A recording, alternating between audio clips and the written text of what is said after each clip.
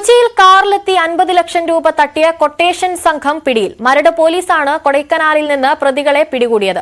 വിവരങ്ങളുമായി ടോം കുര്യാക്കോസ് ചേരുന്നുണ്ട്. ടോം, എങ്ങനെയാണ് പ്രതികളെ പിടികൂടിയത്? എന്തൊക്കെയാണ് കൂടുതലായി ലഭിക്കുന്ന വിവരങ്ങൾ? അനുശ്രീ, ഈ മാസം അതായത് ഒരാഴ്ച മുൻപാണ് കൊച്ചി തൈക്കുടത്ത് വെച്ച് ഈ കവർച്ച നടക്കുന്നത്. അതായത് കൊച്ചി സ്വദേശിയായിട്ടുള്ള അഭിജു, ഈ അഭിജുവും കുറച്ച് സംഘങ്ങളും ഒരു 3 കോടി രൂപയുമായി കാറിൽ യാത്ര ചെയ്യുകയായിരുന്നു. അതായത് നേരത്തെ പറഞ്ഞുറപ്പിച്ചതനുസരിച്ച് ഒരു ട്രേഡിംഗ് ഇടപാടിന് വേണ്ടിയാണ് ഇവർ ഈ പണം എത്തിച്ചത്.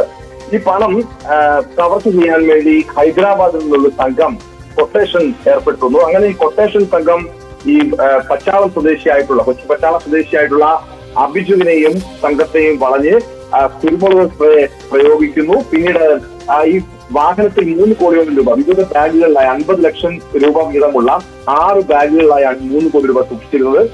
ഇതിൽ ഒരു ബാഗുമായി ഈ സംഘം ഈ കുരുമുളക് സ്പ്രേ പ്രയോഗിച്ച് അവിടെ നിന്ന് കടന്നു കളയുന്നു. അതായത് കാറിൽ ബലപ്രയോഗത്തിലൂടെ മറ്റ് ബാഗുകളിലെ പണം കൂടി തട്ടിയെടുക്കാനുള്ള ശ്രമം ഇവരുടെ ഭാഗത്ത് നിന്ന് ഉണ്ടായിരുന്നു. പക്ഷേ കാർ അമിത വേഗത്തിൽ കടന്നു പോവുകയും അങ്ങനെ ഈ വലിയ കവർച്ചയിൽ നിന്നും ഇവർ രക്ഷപ്പെടുകയുമാണ് ഉണ്ടായത്. പക്ഷെ അതിനുശേഷം ഈ അഭിജുവും സംഘവും പോലീസിൽ പരാതിപ്പെട്ടു. കൊച്ചി മരട് പോലീസ് പരാതിപ്പെട്ടു. അതിന്റെ അടിസ്ഥാനത്തിൽ പോലീസ് നടത്തിയ അന്വേഷണത്തിലാണ് 5 സംഘത്തെ കൊടൈക്കനാലിൽ നിന്നും പിടികൂടിയിരിക്കുന്നത്. ഈ 5 പ്രതികളും തൃശൂർ സ്വദേശികളാണ്. തൃശൂർ സ്വദേശികളായ ആനന്ദു, അക്ഷയ്, അനു, വിനോദ്, വൈശാഖ് എന്നിവരാണ് പിടിയിലായത്. ഇതിൽ 3 പേർ കൊലക്കേസ് അടക്കമുള്ള നിരവധി കേസുകളിലെ പ്രതികളാണ്. ഈ സംഘത്തിൽ കൂടുതൽ പേര് ഉണ്ട് എന്നാണ് പോലീസ് നൽകുന്ന വിവരം. നമ്മളിപ്പോൾ ഈ CCTV ദൃശ്യങ്ങളിൽ നിന്നാണ് ഈ കേസിലേക്ക്, അതായത് നമ്മൾ ന്യൂസ് 8 ഇപ്പോൾ പ്രേക്ഷകർ കാണിക്കുന്ന ഈ CCTV ദൃശ്യമാണ് കേസിൽ ഏറെ നിർണായകമായത്.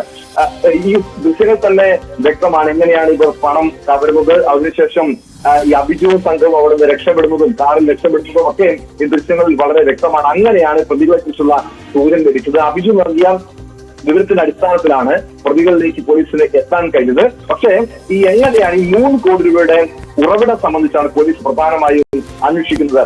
ഈ കവർച്ചയ്ക്കിരയായ അഭിജു നൽകിയ മൊഴികളിൽ ചില വൈരുദ്ധ്യങ്ങളുണ്ട്. അതായത് ട്രേഡിംഗ് ഇടപാടിന് വേണ്ടിയാണ് പണം എത്തിച്ചതെന്ന് പറയുമ്പോൾ പോലും അതിൽ ഹവാല ഇടപാട് ഉണ്ടായിട്ടുണ്ടോ തുടങ്ങിയ കാര്യങ്ങൾ പോലീസ് പരിശോധിക്കുന്നുണ്ട്. എന്തായാലും ഈ കേസുമായി ബന്ധപ്പെട്ട് ഹവാല ഇടപാട്, കവർച്ച, ഈ 2 സംഭവങ്ങളിലേക്ക് പോലീസിന്റെ അന്വേഷണം വ്യാപിപ്പിച്ചിട്ടുമുണ്ട്. അനുശ്രീ, ശരി. കൊച്ചിയിൽ നിന്ന് 50 ലക്ഷം തട്ടിയ പ്രതികളെ മരട് പോലീസ് പിടികൂടിയിരിക്കുകയാണ്. ടോം കുര്യാക്കോസ് ആണ് വിവരങ്ങൾ നൽകിയത്.